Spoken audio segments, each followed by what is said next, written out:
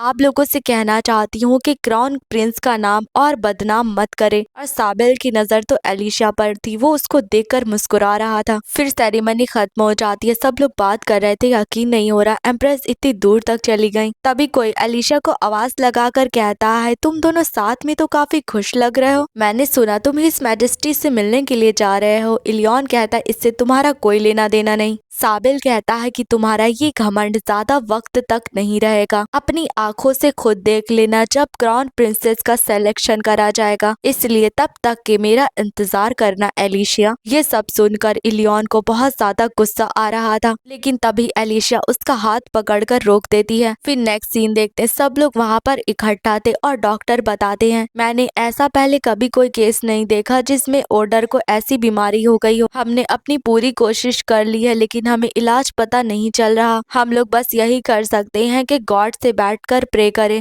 तभी एलिशा कहती है कि क्या हो ये एक नॉर्मल पर्सन हो ना कि कोई ऑर्डर, अगर किसी नॉर्मल इंसान को ऐसे सिम्टम है तो क्या वो ठीक हो सकता है। डॉक्टर कहते हैं कि अगर ऐसी बात है तो मैं इतना ही कह सकता हूँ कि उन्हें पॉइजन दिया गया है, लेकिन मैंने ऐसे जहर के बारे में नहीं सुना जो कि किसी को जिंदा लाश बना दे। अगर वो खून की उल्टी कर कर बेहोश हुए हैं तभी उनकी यह हालत हुई है। तभी एम्प्रेस घबराते हुए कहती है मुझे लगता है कि इतना काफी है, ये विजिट मेरी सोच से भी ज्यादा लंबा हो गया, मुझे और भी काम करने हैं। मुझे लगता है आप लोग भी बिजी होंगे, इसलिए मैं चाहती हूँ कि अभी के लिए आप लोग चले जाएं। फिर वो लोग बाहर आ जाते हैं और एलिशा कहती मुझे लगता है आप सही थी, एम्प्रेस अजीब बर्ताव कर रही हैं। एम्प्रेस ने आपको कैद करके आपका खून का इस्तेमाल कर कर इलियन को अंधा करा था। ऐसा तो नहीं उन्होंने उस खून का इस्तेमाल एम्परर के ऊपर करा हो। अगर एम्प्रेस को उनकी सच्चाई के बारे में पता चल गया है तो वह ऐसा कर सकती हैं। प्रिंसेस कहती है मैंने कभी सोचा नहीं, अगर इस खून का इस्तेमाल किसी नॉर्मल इंसान पर करा जाए तो उसका क्या होगा। अगर वो खून इलियन को अंधा करने के लिए काफी था तो फिर। एलिशा कहती है कि फिजिशियन के मुताबिक हिज मैजेस्टी की हालत अभी ज्यादा खराब नहीं हुई है। प्रिंसेस कहती है तो फिर हमें उनका जल्दी इलाज करना होगा। वैसे तुमने इलियन का इलाज कैसे करा था, इस बारे में मैंने पहले नहीं सुना। एलिशा कहती है मैंने उस जड़ी बूटी का इस्तेमाल करा था जिसके बारे में बुक ऑफ प्रोफेसी में लिखा था, लेकिन वो जो जड़ी बूटी है वो सिर्फ 10 साल में एक बार ही निकलती है और उसे ढूंढना बहुत मुश्किल है। इलियन कहते हैं लेकिन मैंने इस जड़ी बूटी के बारे में बुक ऑफ प्रोफेसी में नहीं पढ़ा। एलिशा कहती 1 मिनट मैं जानती हूँ कि किसको इस बारे में ज्यादा नॉलेज होगी। फिर नेक्स्ट सीन देखते हैं। करीना कहती है कि तुम चाहती हो कि मैं तुम्हारी मदद करूं। एलिशा कहती है कि तुम इकलौती हो जो हमारी मदद कर सकती हो, और वो सोचने लगती है कि लेडी करीना वो इंसान है जो कि इलियन की ब्लाइंडनेस को खत्म करती, तो मुझे लगता है उसे जड़ी बूटी के बारे में ज्यादा पता होगा। फिर वो करीना से कहती है क्या तुम्हें उस फ्लावर के बारे में पता है जो कि 10 साल में एक बार खिलता है और उससे किसी ओडर की बीमारी को भी ठीक करा जा सकता है। करीना कहती है जो 10 साल में एक बार खिलता है, कहीं तुम लेजेंडरी हर्ब की बात तो नहीं कर रही हो। उसका ऐसा नाम इसलिए है क्योंकि वो इतना कमजोर है जो कि बारिश में भी खराब हो जाता है। अगर तुम उस फ्लावर की तलाश कर रही हो तो माफ करना, मैं तुम्हारी मदद नहीं कर सकती, लेकिन अगर ओडर को रेगुलर पॉइजन दिया गया है तो फिर मैं तुम्हारी दूसरी जड़ी बूटियों से मदद कर सकती हूँ। एक दूसरा रास्ता जिसमें अगर उसका इस्तेमाल गलत तरीके से करा जाए तो वो पेशेंट को नुकसान पहुंचा सकता है, लेकिन हम उस पॉइजन का इस्तेमाल दूसरे पॉइजन को तोड़ने में कर सकते हैं। एलिशा कहती तुम ये कहना चाहती हो हम उससे एम्परर को ठीक कर सकते हैं। करीना कहती है लेकिन ये आसान नहीं होगा क्योंकि ओडर के पास गॉड की ताकत होती है, इसलिए बहुत खतरनाक पॉइजन ढूंढना होगा। एलिशा कहती है कि क्या हो अगर मैं कहूँ कि हमारे पास है। इलियन की आंखें ओडर के खून की वजह से चली गई थी। एक ओडर ही है जो कि दूसरे ओडर को नुकसान पहुंचा सकता है, तो इस बार हम लोग इलियन के खून का इस्तेमाल करेंगे। फिर नेक्स्ट सीन में प्रिंसेस को देखते हैं जो कहती हैं क्या कहा मेरे खून को इलियन के खून से खत्म करना, क्या ऐसा कुछ पॉसिबल है। एलिशा कहती है हाँ मैंने इस बारे में सुना था, हालांकि ये सिर्फ ओडर के खून पर काम करेगा। प्रिंसेस कहती है लेकिन हम इस मैजेस्टी पर एक्सपेरिमेंट नहीं कर सकते, क्या कोई और रास्ता नहीं है। एलिशा कहती है अगर हमारे पास वक्त होता तो हम रास्ता ढूंढ लेते, लेकिन इसकी कोई गारंटी नहीं है कि हिज मैजेस्टी की बॉडी कब तक सहन कर पाएगी। अभी इलियन कहता है माँ मैं इसके लिए तैयार हूँ क्योंकि अभी हिचकने का वक्त नहीं है। प्रिंसेस कहती है अच्छा ठीक है, लेकिन हम लोग पूरी वेरिफिकेशन करने के बाद ही प्रोसीड करेंगे। फिर हर तरफ ये खबर फैल गई थी कि साबिल की रेजेंसी अनाउंस हो गई है। सारे नॉबल्स बात करने लगते हैं कि अब थ्रोन के ऊपर क्राउन प्रिंस बैठेंगे, लेकिन ट्रेडिशन तो यही है कि थ्रोन के ऊपर एक ओडर को बैठना चाहिए। समझ नहीं आ रहा है कि हमें किसकी साइड लेनी चाहिए। फिर हमें बताया जाता है कि छोटे घराने वफादार रहे, लेकिन जो लोग साबिल के साइड पर थे वो निडर हो गए, लेकिन जो लोग इलियन को सपोर्ट कर रहे थे वो स्टेट में आते जाते रहे। कुछ नॉबल इलियन से कहते हैं ग्रैंड ड्यूक अब फैसले का वक्त आ गया है, हमें किसी ऐसे को थ्रोन पर नहीं बिठाना चाहिए जिसके अंदर ओडर का खून नहीं है, क्योंकि अगर ऐसा आदमी रूल करेगा तो सब कुछ बिखर जाएगा। यहाँ तक कि एम्प्रेस भी कदम आगे बढ़ाई जा रही है, आखिर आप शांत क्यों हैं। तभी इलियन कहता है कि बस बहुत हो गया, क्या आप लोगों को नहीं पता ऐसे वक्त में चुप्पी सबसे ज्यादा काम आती है। अगर आप लोगों ने और आगे बोलने की कोशिश करी तो आप नतीजों से नहीं भाग पाएंगे। वो नॉबल जाने से पहले कहते हैं अगर आप अपना मन बदलिएगा तो हमें जरूर बताइएगा। लियोन सोचने लगता है क्या क्राउन को अपने हाथ में लेने के अलावा कोई और रास्ता नहीं है। तभी वहाँ पर एलिशा आती है और लियोन से कहती है मेरे पेरेंट्स अचानक से मिलने के लिए आए हैं, उन्होंने कहा है कि उनके पास कुछ अर्जेंट है जो कि वो डिलीवर करना चाहते हैं। फिर नेक्स्ट सीन देखते हैं। एलिशा की मॉम कहती है इंपीरियल फैमिली से शाही फरमान जारी करा गया है, उसमें घोषणा करी गई है कि एलिशा को क्राउन प्रिंसेस बनाया जाएगा।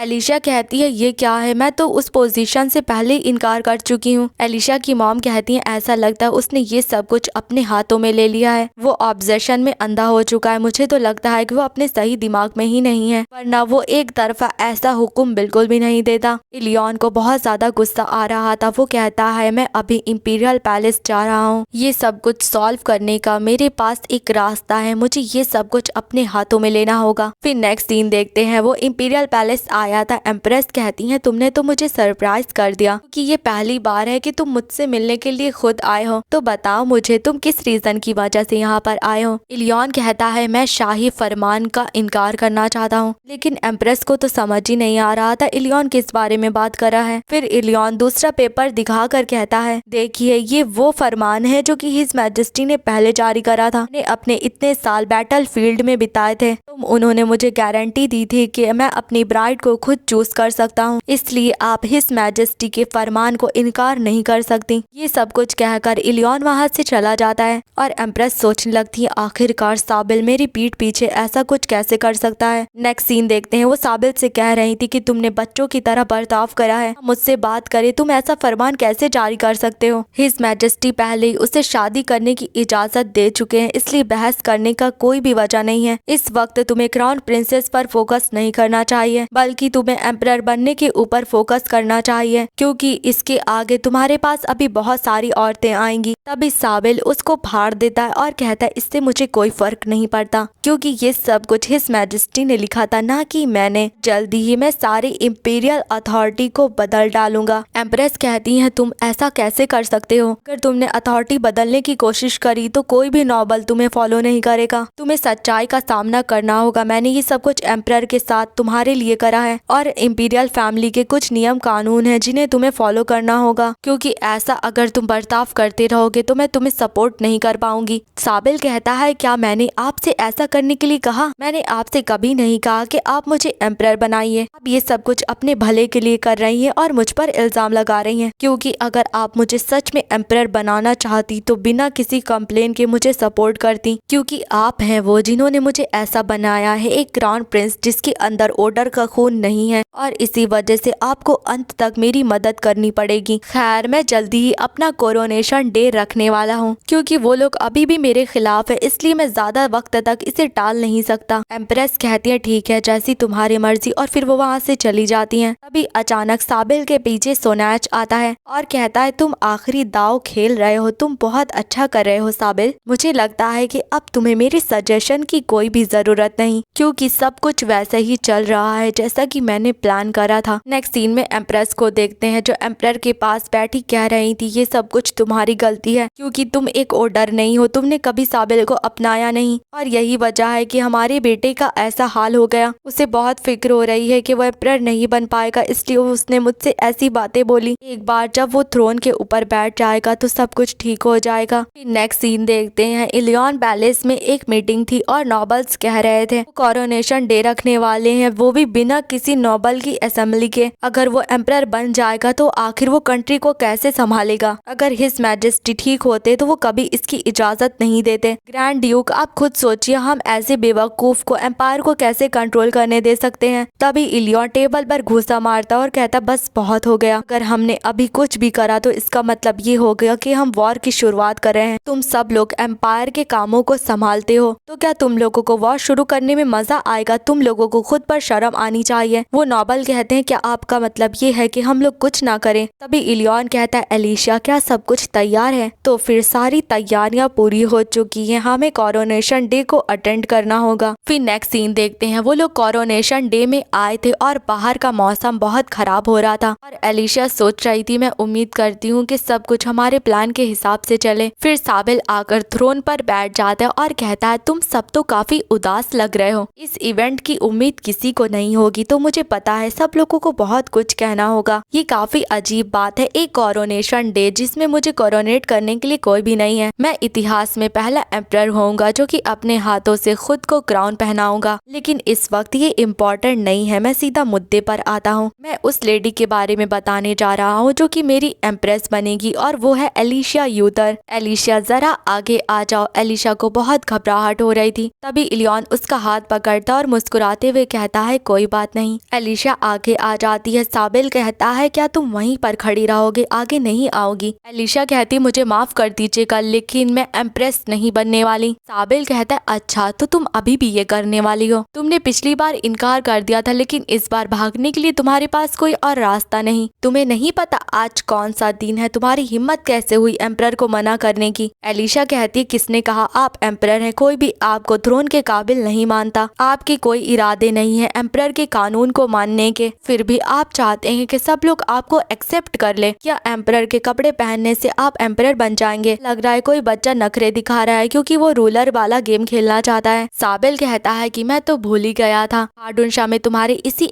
एटीट्यूड की वजह से तो मैंने तुम्हारे बारे में सुना था। मैं तुम्हारी हिम्मत की सराहना करता हूँ, जैसी तुम्हारी मर्जी। फिर वो एक गार्ड के पास से तलवार निकाल लेता है और एलिशा पर हमला करते हुए कहता है कोई आखिरी शब्द, लेकिन तभी वहाँ पर इलियन आकर अपनी तलवार से उसकी तलवार को दूर फेंक देता है। साबिल कहता है कि तुम्हारी हिम्मत कैसे हुई एम्परर पर तलवार तानने की। मैं समझ गया तुम्हें मौत का डर नहीं है, इसलिए मैं तुम दोनों को एग्जीक्यूट करता हूँ। इलियन कहता है कि वैसे भी हमने काफी वक्त निकाल लिया। तभी साबिल गार्ड से कहता है कि इन धोखेबाजों का सर अलग कर दो। वहाँ पर कोई आकर कहता है यहाँ पर तुम हो जिसने की धोखेबाजी करी है। साबिल पीछे मुड़कर देखता है तो वहाँ पर एम्परर था जिन्हें प्रिंसेस लेकर आ रही थी। उन्हें देखकर सब लोग बातें करने लगते हैं कि ये एम्परर की आंखों को क्या हो गया। एम्परर कहते हैं तुम्हें थ्रोन की इतनी भूख है कि तुमने ऐसा गुनाह कर दिया। तुम्हारी चाहत ने तुम्हें अंधा कर दिया कि तुमने लाइन क्रॉस कर दी। तुम्हें लगता है मैं तुम्हें माफ कर दूंगा सिर्फ इसलिए क्योंकि तुम क्राउन प्रिंस हो। गार्ड तुम किस चीज का इंतजार कर रहे हो, इस क्रिमिनल को पकड़ लो। फिर एम्प्रेस और साबिल दोनों को सामने लाया जाता है। एम्परर कहते हैं कि इतने साल हम लोगों ने साथ में बिताए हैं, इसलिए मैं तुम्हें आखिरी मौका देता हूँ। अगर तुम लोगों ने अपने गुनाहों को मान लिया तो फिर मैं मौत की सजा के बारे में दोबारा सोचूंगा। एम्प्रेस का ये बात सच है कि तुमने ऑर्डर के खून से मुझे पॉइजन दिया था। सब लोग बात करने लगते हैं क्या एम्प्रेस ने ऐसा करा? वो तो एक ऑर्डर भी नहीं है, उसकी हिम्मत कैसे हुई ऐसा करने की? एम्प्रेस चिल्लाकर कहती है आपको नहीं लगता मुझ पर इल्जाम लगाना गलत है, क्योंकि मैं यहाँ पर विक्टिम हूँ जिसको एक भयानक झूठ बोला गया। सब लोग जरा इनकी आंखों में देखो, ये कोई ऑर्डर नहीं है। आपने ऑर्डर बनकर पूरे एम्पायर को धोखा दिया। आपकी हिम्मत कैसे हुई एम्परर जैसा दिखावा करने की? मुझे इस पूरे वक्त धोखा दिया गया था और आप मुझ पर इल्जाम लगा रहे हैं। हमारे बेटे के बारे में क्या? ऑर्डर ना होने की वजह से उसे कितना कुछ सहना पड़ा। एम्परर कहते हैं अगर मैं ऑर्डर नहीं भी हूँ तब भी तुमने एम्परर को मारने की कोशिश करी। तुमने प्रिंसेस को बंदी बनाकर रखा, उसके खून से उसके ही बेटे को अंधा करा और ऐसे क्राइम के लिए तुम्हें बिल्कुल माफ नहीं करा जाएगा। तुम लोगों के बहाने सुनना नहीं चाहता हूँ, इन लोगों को जाकर जेल में बंद कर दो। फिर उनके जाने के बाद एम्परर कहते हैं कि मैं आप सब लोगों से माफी मांगना चाहता हूँ। एम्प्रेस ये बात बिल्कुल सही कह रही थी, मैं ऑर्डर नहीं हूँ, मुझे इस थ्रोन पर बैठने का हक नहीं है। जब सब कुछ सुलझ जाएगा तो मैं इस थ्रोन से हट जाऊंगा। वो इलियन की तरफ देखकर कहते हैं इसके अलावा अब एक ऑर्डर अगला एम्परर बनेगा। नेक्स्ट सीन देखते हैं एम्प्रेस और साबिल कोर्ट में खड़े थे। ये बातें हो रही थी कि एम्प्रेस और क्राउन प्रिंस को क्या सजा मिलनी चाहिए, लेकिन एम्परर का मकसद था कि वो शांति को वापस लाना चाहते हैं, इसलिए अंत में धोखेबाजों को मौत की सजा सुनाई जाती है। जो लालची नोबल्स पावर को पाना चाहते थे वो लोग भी शांत रहे, लेकिन जिन लोगों ने इस विद्रोह को रोकने की कोशिश करी उन्हें जमीन और टाइटल्स मिले। अब ये कहानी अपने फाइनल चैप्टर की तरफ बढ़ रही है और ये सब कुछ बैठी एलिशा की मॉम लिख रही थी और सोचती हैं कि ये वो कहानी है जिसमें मेरी बेटी एलिशा हीरोइन थी। अभी एलिशा के डैड आकर कहते हैं तुम इतनी रात को अंधेरे में क्या कर रही हो? मैंने काफी वक्त बाद तुम्हें कुछ लिखते हुए देखा। एलिशा की मॉम कहती है मैं तो बस यादों को याद कर कर ओरिजिनल स्टोरी लिख रही थी, लेकिन मुझे बहुत ज्यादा बेचैनी हो रही है क्योंकि सोनाज ने अभी तक कुछ करा नहीं। अगर सब ऐसा ही चलता रहा तो जल्दी एंडिंग हो जाएगी, तो वो खुद को सामने क्यों नहीं ला रहा? मुझे यकीन है ऑथर की इंक ज्यादा बची नहीं होगी जिससे कुछ लिखा जाए, और वो ऐसा एशियंट मैजिक है जो उसका इस्तेमाल करने वाले की जिंदगी लेता रहता है। इसका मतलब सोनाज के पास ज्यादा वक्त नहीं बचा होगा। तभी एलिशा के डैड कहते हैं कि मैंने अब तक इसीलिए ये सब कुछ सहन करा था क्योंकि ये सब बातें तुमसे आ रही थी, लेकिन बुक ऑफ प्रोफेसी को देखने के बाद और हमारी कहानी देखने के बाद ये पता चला कि ये दोनों कहानियां अलग हैं। इस बात पर यकीन ही नहीं करना चाहता हूँ कि हमारी कहानी ये बुक में है। एलिशा की मॉम कहती हैं कि मैं भी यही उम्मीद करती हूँ क्योंकि मैं यहाँ से जाना नहीं चाहती, क्योंकि अब मैं एलिशा या तुम्हें बिल्कुल भी खोना नहीं चाहती हूँ। और खिड़की के बाहर सोनाज को देखते हैं जो कि ये सब कुछ सुन रहा था। नेक्स्ट सीन में साबिल को देखते हैं जो जेल में बंद था, कह रहा था मुझे यहाँ से बाहर निकालो, तुम्हें लगता है मुझे यहाँ बंद करके कुछ मिल जाएगा? मैं एम्परर का बेटा हूँ, एक बार यहाँ से निकल गया तो तुम लोगों को छोड़ूंगा नहीं। भी उसके सामने सोनाज आकर खड़ा हो जाता है और साबिल कहता है मुझे तुम्हारी जरूरत है, मुझे यहाँ से बाहर निकालो। किसी बेवकूफ को ये बात रियलाइज नहीं हुई है कि ये सब गॉड की मर्जी थी। तभी सोनाज कहता है अब मुझे तुम्हारी कोई जरूरत नहीं, तो मेरी सोच से भी ज्यादा नकारे निकले, तुमने मुझे डिसअपॉइंट कर दिया। मुझे तुमसे ये कहना चाहिए कि मर जाओ। साबिल कहता है क्या कहा? लेकिन तुमने जैसा कहा था मैंने तो वैसे ही करा। तभी सोनाज ब्लैक स्मोक साबिल के अंदर डालने लगता है। एम्प्रेस उसके लिए परेशान होने लगती है। सोनाज कहता है शांत हो जाओ, मैंने बस उसको थोड़ी देर के लिए चुप करा है। वो लोग असली अंत देखना चाहते हैं। सच में लालच की कोई हद नहीं होती। मैंने अपनी पूरी जिंदगी इसके लिए सैक्रिफाइस कर दी। उनकी हिम्मत कैसे हुई ऐसा करने की? उन लोगों को बस कुछ लाइन लिख कर बनाया गया है और वो अब खुद को मुझसे ताकतवर समझते हैं। और वैसे भी उनकी खुशकिस्मती कि उनका अंत अकेले नहीं होगा। नेक्स्ट सीन देखते हैं एम्परर के साथ प्रिंसेस और इलियन बैठे थे। एम्परर कहते हैं तुम दोनों का शुक्रिया कि मैं अपने पैरों पर दोबारा खड़ा हो पाया। मुझे बस इसी बात का पछतावा है कि मैं अपनी रिकवरी के चलते हुए सब लोगों को यहाँ पर नहीं बुला पाया। अब सब लोगों को पता चल गया है कि मैं एक ऑर्डर नहीं हूँ, इसलिए नॉबल्स के बीच में बहुत बहस हो रही होगी। मैंने एक एग्जाम्पल दे दिया है, अगर कोई ऑर्डर नहीं भी है तब भी वो थ्रोन पर बैठ सकता है। सिस कहती है आपको फिक्र नहीं करनी चाहिए, सब बुक ऑफ प्रोफेसी की वजह से हुआ। एम्परर कहते हैं कि बहुत सारे लोग इस बारे में नहीं जानते हैं, इसलिए मैं सोच रहा हूँ जल्द से जल्द थ्रोन के ऊपर उसके सक्सेसर को बिठा दूं। इलियन ये बताओ कि अभी तक तुमने डिसाइड नहीं करा? इलियन कहता है अगर मैं मना कर दूंगा तो क्या होगा? एम्परर कहते हैं तो फिर मैं यहाँ पर बैठी दूसरी ऑर्डर से भीख मांगूंगा। प्रिंसेस कहती है मजाक मत करो, वैसे भी मैं सब कुछ यहाँ पर सेटल कर जल्दी ही जाने वाली हूँ। इलियन कहता है मैं अपना फाइनल डिसीजन लेने से पहले आपसे कुछ मांगना चाहता हूँ। कोरोनेशन डे से पहले मैं शादी करना चाहता हूँ। एम्परर कहते हैं हाँ क्यों नहीं, मैंने तुमसे वादा करा था कि तुम अपनी पसंदीदा लड़की से शादी कर सकते हो। मैं तुम्हारे लिए ग्रैंड इंपीरियल वेडिंग तैयार करवाता हूँ। नेक्स्ट सीन में एलिशा को देखते हैं जो कहती है क्या कहा शादी? ये तो अनएक्सपेक्टेड था। इलियन कहता है ये बिल्कुल भी अनएक्सपेक्टेड नहीं था, मैं कब से इसकी तैयारी कर रहा था। तो बताओ एलिशा तुम मुझसे शादी करने के लिए तैयार हो, है ना? नेक्स्ट सीन में एलिशा को वेडिंग ड्रेस में देखते हैं। वो ड्रेस ट्राई करने आई थी। ऑरिन और एमिली कहते हैं कि आप तो बहुत ज्यादा खूबसूरत लग रही हैं। एलिशा कहती है लेकिन मुझे ऐसी ड्रेस की आदत नहीं। ऑरिन कहती है अरे ये आपकी वेडिंग ड्रेस है इसलिए ये तो बेसिक सी बात है। फिर वो बहुत सारी ड्रेस ट्राई करती है लेकिन बहुत थक जाती है और तभी एलिशा की मॉम उसे पानी ला कर देती है। एलिशा कहती है ड्रेस ट्राई करना तो मेरी सोच से भी ज्यादा थका देने वाला था और मुझे तो यकीन ही नहीं हो रहा कि मेरी शादी हो रही है। एलिशा की मॉम कहती है मुझे भी यकीन नहीं हो रहा कि मैं तुम्हारी शादी होते हुए देख रही हूँ। एलिशा क्या तुम इस शादी से खुश हो? एलिशा मुस्कुरा कर कहती है हाँ मैं बहुत ज्यादा खुश हूँ। एलिशा की मॉम कहती है एलिशा एक बात है जो कि मैं तुमसे कब से छुपा रही थी। सच तो ये है कि असल में तुम इस नॉवल की ओरिजिनल हीरोइन थी। मैं बहुत लालची हो गई थी इसलिए इस दुनिया को बदलना चाहती थी, इसलिए मैंने ओरिजिनल एंडिंग को बदल दिया था। लेकिन रिजल्ट के हिसाब से मैंने सारे ट्रांसमाइग्रेटेड की जिंदगी खराब कर दी और तुम्हारी भी। मुझे माफ कर देना एलिशा, मैं दिखा रही थी मैं तुम्हारे लिए सब कुछ कर रही हूँ लेकिन असलियत में तो मैं लालची थी। मैं ये नहीं कह रही कि तुम मुझे माफ कर दो। कहानी मैंने लिखी थी अब वो खत्म हो चुकी है। मुझे ये बात नहीं पता अगर ये कहानी अंत हो जाएगी तो क्या मैं अपने ओरिजिनल वर्ल्ड में वापस चली जाऊंगी। मुझे लगता है एक बार जब तुम्हारी शादी हो जाएगी तो शायद मैं वापस चली जाऊं, इसीलिए मैंने सोचा इससे पहले देर हो जाए मुझे ये बात तुम्हें बता देनी चाहिए। मेरी प्यारी बेटी मैं तुमसे बहुत ज्यादा प्यार करती हूँ, इसलिए अपनी जिंदगी का हर एक पल एंजॉय करना। मैं इस बात से खुश हूँ कि जाने से पहले मैं तुम्हारी हैप्पी एंडिंग देख रही हूँ। एलिशा बहुत सैड हो जाती है। एलिशा की मॉम कहती है अरे उदास मत हो, चलो और ड्रेस ट्राई करते हैं। तुम्हारी वेडिंग ऐसी होनी चाहिए कि सबको याद रह जाए। उसके बाद एलिशा और भी ड्रेसेस ट्राई करती है। नेक्स्ट सीन देखते हैं वो बालकनी में खड़ी होकर बुक पढ़ रही थी जो कि उसी ने लिखी थी। भी इलियन आकर कहता है तुम जानती हो ना कि अब भागने के लिए बहुत देर हो गई है। एलिशा कहती है मैंने तुमसे कहा ना कि मैं भागूंगी नहीं। इलियन कहता है तो फिर शादी के एक दिन पहले दुल्हन के चेहरे पर इतना सीरियस लुक क्यों है? दोबारा से वो बुक पढ़ रही हो क्या? कुछ तुम्हें परेशान कर रहा है? एलिशा कहती है बस मुझे बेचैनी हो रही है कि अंत जल्दी ही आने वाला है, लेकिन अंत होने के बाद क्या होगा क्योंकि उसके आगे कोई पेज नहीं है। इलियन कहता है क्या इसी वजह से तुम बुक को दोबारा पढ़ रही हो? एलिशा कहती है अगर मैं परेशान होती हूँ तो इसको पढ़ने से मेरी टेंशन कम हो जाती है। इलियन कहता है मुझे नहीं लगता कि अब तुम्हें फिक्र करने की जरूरत है। मेरा कहने का ये मतलब है कि तुम अपनी कहानी खुद लिख चुकी हो। तुम साबिल से बचने के लिए पानी में कूदी थी और मुझे बचाने के लिए तुमने वो दवा बनाई थी और उसके बाद मुझसे दूर ना जाकर तुमने मेरे साथ रहने का डिसाइड करा और तुम्हारे उन्हीं फैसलों ने तुम्हें वो बनाया है जो तुम आज हो। तो इसलिए भले ही अंत नजदीक आ रहा हो लेकिन तुम सब कुछ संभाल लोगी। एलिशा कहती है क्या तुमने डिसाइड करा कि तुम बुक का नाम क्या रखोगे? असल में तो इस बुक का नाम flower of the blind beast था। लियोन कहता है लगता है इसमें जो बीस्ट है वो मैं हूँ, शायद से हमें शादी के बाद इसका नाम डिसाइड करना चाहिए। एलिशा कहती है क्या इसका मतलब यह है कि मुझे इस बुक को शादी में भी ले जाना पड़ेगा? फिर नेक्स्ट सीन देखते हैं। फाइनली इलियन और एलिशा की शादी हो रही थी और फैमिली के सारे लोग उन लोगों को चीयर कर रहे थे, लेकिन अचानक से वहाँ पर हर तरफ ब्लैक ऑरा आने लगता है। वहाँ पर सोनैच आता है और कहता है तुम्हें क्या लगा था कि इस तरह से कहानी खत्म हो जाएगी? ब्लैक स्मोक की वजह से वहाँ पर जितने आम लोग थे सब बेहोश हो जाते हैं। प्रिंसेस कहती है कोई भी सांस मत लेना, यहाँ से बाहर निकल जाओ। सोनैच कहता है मुझे नहीं लगा था कि मुझे कभी तुम्हारी शादी पर आना पड़ेगा एलिशा, कि मैंने सोचा था कि तुम इससे पहले ही मर जाओगी। शायद से तुम्हारे फर्स्ट बर्थडे के बाद मैं तुम्हें पहली बार देख रहा हूँ। तभी एलिशा की मॉम बीच में आकर कहती है मेरी बेटी से दूर रहो, लेकिन सोनैच उन पर मैजिक का इस्तेमाल कर कर उन्हें हवा में उड़ा लेता है और कहता है अपना मुंह बंद रखो मरील, वैसे भी तुम जल्दी ही मरने वाली हो। मैंने तुम्हें अब तक इसलिए जिंदा रखा था ताकि तुम अंत को अपनी आंखों से देखो। एलिशा के डैड भी उसे बचाने के लिए आते हैं, लेकिन सोनैच उन्हें भी दूर फेंक देता है। लियोन तलवार निकालकर उस पर हमला करने के लिए आगे बढ़ता है, लेकिन सोनैच अपने मैजिक से वहाँ पर एक शील्ड बना देता है। एलिशा सोचती है ये मैजिक इतना स्ट्रॉन्ग है जो कि एक ओडर को भी रोक रहा है। सोनैच कहता है तुम लोगों को एक ओडर की पावर पर बहुत भरोसा है, लेकिन तुम लोगों को जान जाना चाहिए कि मेरी पावर उससे भी ज्यादा है। तुम्हें लगा था तुम लोगों की हैप्पी एंडिंग हो जाएगी, मैंने अपनी पूरी जिंदगी इस चीज के लिए सैक्रिफाइस कर दी। मैंने अपनी दुनिया में वापस जाने के लिए खुद को भी खत्म कर दिया। लिए मैं सिर्फ लौटा नहीं हूँ जो कि यहाँ पर तबाह होऊंगा। मरील, या फिर मुझे तुम्हें कहना चाहिए युनजी वॉन, ऑथर का जो पेन है वो भी काफी वक्त पहले टूट चुका है और जो बुक ऑफ प्रोफेसी है वो धूल में बदल चुकी है। इस ओरिजिनल स्टोरी के बारे में भूल जाओ, ये दुनिया तो पहले ही खत्म हो चुकी है, इसीलिए चलो यहीं पर साथ मिलकर सब कुछ खत्म कर देते हैं। इलियन अपनी पूरी पावर का इस्तेमाल कर कर शील्ड को तोड़ने लगता है। एलिशा जाकर सोनैच के एक जोर का धक्का लगाती है जिस वजह से एलिशा की मॉम छूट जाती है और उसके फादर आकर उन्हें पकड़ लेते हैं। सोनैच कहता है मैं समझ गया, अभी भी तुम उस बात से इनकार कर रही हो कि तुम क्या हो। एलिशा सोचती है ये बिल्डिंग भी हाडूंशा की तरह टूटने वाली है। सोनैच कहता है तुम्हें लगता है तुम असली इंसान हो सिर्फ इसलिए क्योंकि तुम्हारा नाम बुक में लिखा है। तुम मेरे जैसे ट्रांसमाइग्रेटर के सामने कुछ भी नहीं हो। मैं तुम्हें आराम से खत्म करने वाला था, लेकिन तुमने अपनी हद पार कर दी। तभी इलियन बीच में आ जाता है और कहता है एलिशा यहाँ से दूर चली जाओ, मैं ये सब कुछ संभाल लूंगा। माँ ड्यूक और डचेस को तुम्हारे साथ निकलने में मदद करेंगी। एलिशा सोचती है लेकिन इलियन इतनी मुश्किल से शील्ड को तोड़ पाया था। सोनैच कहता है कि भागने के लिए अब बहुत ज्यादा देर हो चुकी है। वो उस पर अटैक कर देता है, लेकिन एलिशा इलियन के सामने आकर खड़ी हो जाती है। लेकिन जैसा ही ऐसा होता है सोनैच के आसपास ब्लैक फ्लेम्स आ जाती हैं। सोनैच सोचता है ये ब्लैक फ्लेम मुझसे छुटकारा पाने की क्यों कोशिश कर रही हैं? मैंने इस दुनिया को प्रोटेक्ट करने की कोशिश करी थी, मुझे खत्म नहीं होना चाहिए। लेकिन वो ब्लैक फ्लेम सोनैच को पूरी तरह से निगल जाती हैं। एलिशा की मॉम कहती है मुझे लगता है कि वो ब्लैक फ्लेम ओरिजिनल स्टोरी को खराब होने से रोक रही थी। एलिशा कहती है लेकिन मैं तो हीरोइन बन गई, तो फिर ब्लैक फ्लेम ने मुझे कुछ क्यों नहीं करा? मुझे लगता है कि अब मुझे ये बात समझ आ गई है। मैंने इलियन से दूर जाने की कोशिश करी थी तो मेरे सामने ब्लैक फ्लेम आ गई थी। मुझे लगा कि ऐसा इसलिए है क्योंकि मैं ओरिजिनल स्टोरी को बदलने की कोशिश कर रही हूँ, लेकिन अब जब मैं इस बारे में सोच रही हूँ तो पहले मैं ब्लैक फ्लेम से कभी नहीं मिली। शायद से वो फोर्स यही चाहती थी कि मैं हमेशा इलियन के साथ में रहूं, क्योंकि वो ब्लैक फ्लेम उस कहानी का पीछा नहीं कर रही थी जिसका नाम flower of the blind beast था। एलिशा की मॉम कहती है कि तुम्हारे कहने का मतलब क्या है? एलिशा कहती है कि सोनैच सही था, ओरिजिनल स्टोरी पहले ही खत्म हो चुकी है। अब जब बुक ऑफ प्रोफेसी खत्म हो चुकी है, आपको नहीं लगता कि ये अजीब बात है? अचानक से ब्लैक फ्लेम आ गई और उसको खत्म कर दिया। मुझे लगता है कि अब ये दुनिया उस दुनिया में बदल चुकी है जो बुक मैंने बचपन में लिखी थी। एलिशा की मॉम कहती है सही कहा, इस बुक में तो वैसा ही लिखा है जैसा कि हो रहा है। एलिशा कहती है कि बुक की स्टोरी अभी तक खत्म नहीं हुई है, इसका मतलब आपको भी ओरिजिनल वर्ल्ड में वापस जाने की जरूरत नहीं। और जैसा कि इलियन ने कहा था, अंत में मैंने सब कुछ संभाल लिया, इसलिए फिक्र मत करिए। एलिशा की मॉम खुश होकर उसे गले लगा लेती हैं और कहती हैं मुझे यकीन नहीं हो रहा, मुझे इस दुनिया को छोड़कर नहीं जाना पड़ेगा। फिर एलिशा बताती है अंत में सोनाज के सारे प्लान धूल में बदल गए और उसके बाद फाइनली इलियन और एलिशा की शादी हो गई और प्रिंसेस कहती है तो अब से मैं तुम लोगों को हस्बैंड और वाइफ घोषित करती हूँ। इलियन कहता है एलिशा मुझे चूज करने के लिए तुम्हारा शुक्रिया, मैं वादा करता हूँ कि मैं पूरी जिंदगी तुम्हारे साथ रहूंगा। एलिशा भी उसे किस करके कहती है कि मैं भी तुम्हें कभी छोड़कर नहीं जाऊंगी। उसके बाद एलिशा बताती है शादी होने के बाद कहानी का एंड हो गया और जो ट्रांस माइग्रेटर्स एंडिंग का इंतजार कर रहे थे अंत में उन्हें ये चॉइस मिली कि उन्हें अपनी असली दुनिया में वापस जाना है या फिर यहीं पर रुकना है। जैसा कि एलिशा की मॉम ने कहा था उन्होंने यहीं पर रुकने का फैसला करा। फिर बुक के अंदर फंसी हुई सोल इस दुनिया से वापस चली गई। उसके बाद बहुत सारे सितारे आसमान में दिखाई दिए। फिर नेक्स्ट सीन में करीना को देखते हैं जो एक शॉप में आई थी। शॉपकीपर कहता है आसमान में कितने सारे सितारे दिखाई दिए थे, मैंने पहले ऐसा कभी नहीं देखा, क्या तुमने देखा है? करीना कहती है क्या पता ये एक साइन हो कि नया एम्परर जल्दी ही थ्रोन पर बैठने वाला है। शॉपकीपर कहता मुझे लगता है तुम सही कह रही हो, वैसे भी आजकल एम्पायर में बहुत ज्यादा उथल पुथल मची थी। वैसे बताओ तुम्हें किस जड़ी बूटी की जरूरत थी? फिर बताया जाता है कि वो दुनिया जहाँ पर ट्रांसमाइग्रेटर्स नहीं थे वहाँ पर नया एम्परर आने वाला था। एलिशा की मॉम कहती है मैंने एलिशा और इलियन को नहीं देखा, तुम्हें पता है वो कहाँ है? इलियन के डैड कहते हैं उन्होंने कहा था कि कुछ काम है लेकिन वो लोग अभी तक नहीं आए। तभी एम्परर आकर कहते हैं अब तक आप लोगों को मुश्किल वक्त से गुजरना पड़ा, मैं आप लोगों का शुक्रगुजार हूँ कि आपने अब तक इंतजार करा। जो भी इस इंसिडेंट में शामिल थे उन सारे क्रिमिनल्स को एग्जीक्यूट कर दिया गया, इसलिए अब हम लोग एम्परर कॉरोनेशन डे की शुरुआत करते हैं। इलियन को अंदर बुलाया जाए। फिर दरवाजा खुलता है लेकिन वहाँ से प्रिंसेस आती हैं। एम्परर कहते हैं प्रिंसेस इलियन कहाँ पर है? प्रिंसेस कहती है ये सब कुछ मेरी गलती है योर मैजेस्टी, वो बेवकूफ लड़का भाग गया। ये बात सुनकर एम्परर और एलिशा के मॉम डैड भी बहुत हैरान हो जाते हैं। फिर बताया जाता है कि इलियन ने अंत में थ्रोन को त्याग दिया। इस मुताबिक दूसरे ऑर्डर को एम्परर बनाया जाएगा, यानी कि इलियन की मॉम को। इलियन और एलिशा शांत समुद्र की तरफ आगे निकल गए। एलिशा कहती है कि तुम बाहर क्या कर रहे हो? इलियन कहता है कि मैंने बुक के नाम को डिसाइड कर लिया है और इसका नाम है I grabbed the leash of the blind beast. तुम बताओ तुम्हें ये नाम कैसा लगा, क्योंकि मेरी लीश तो हमेशा तुम्हारे हाथों में थी। एलिशा कहती है कि मुझे ये नाम बहुत पसंद आया। इलियन कहता है इसका मतलब अब तुम्हें मेरे अलावा किसी और के बारे में सोचने की इजाजत नहीं। एलिशा कहती है तुम सच में बहुत लालची हो। फिर दोनों किस करने लगते हैं और हमें बताया जाता है फिर वो लोग अपने अननोन फ्यूचर की तरफ निकल पड़े, एक ऐसे रास्ते पर जहाँ पर उनकी किस्मत उनकी फ्यूचर को तय नहीं करेगी। और इसी के साथ ये मानवा यहीं पर एंड हो जाती है कि आगे कोई भी चैप्टर्स या फिर साइड स्टोरीज नहीं है। आपको ये मानवा कैसी लगी आप मुझे कमेंट करके बता सकते हैं। अब मिलती हूँ आपसे एक नई स्टोरी के साथ, तब तक के लिए बाय बाय।